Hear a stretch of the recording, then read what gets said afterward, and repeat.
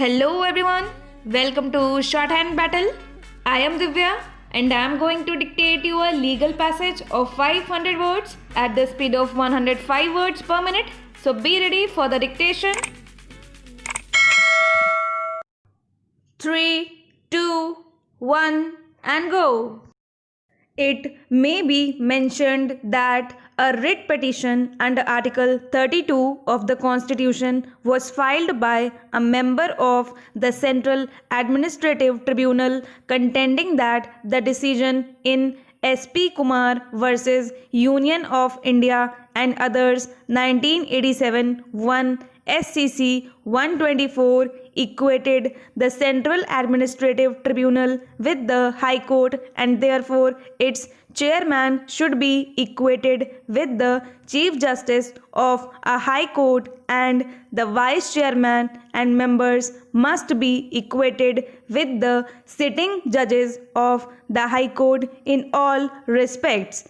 It was also contended that while the Vice Chairman have been equated with sitting judges of the High Courts, the members have not been so far equated in their pay and other conditions of service that a distinction was made in the conditions of service, particularly the pay and age of superannuation between the Vice Chairman and the members, which was arbitrary, as a result of which the members also should be given the same pay as that of Vice Chairman and their age of superannuation should also be same, that is 65 years, as that of the Vice Chairman. On interpretation of Article 323A of the Constitution, this court took the view that administrative tribunals constituted thereunder are distinct from the High Courts and dismissed the writ petition. The Administrative Tribunals Act 1985 came to be amended by the Administrative Tribunals Act 2006. By the said amendment, the post of Vice Chairman in the Administrative Tribunal is abolished.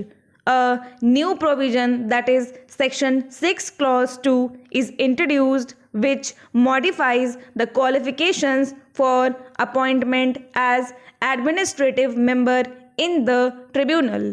Section 10A is inserted in the main act which provides that the conditions of services of the judges of the High Court would be applicable only to the members appointed after February 19, 2007. The newly inserted Section 10A restricts the total term of the members of the administrative tribunals to 10 years, though by the said amendment, the age of superannuation for a member is raised from 62 to 65 years.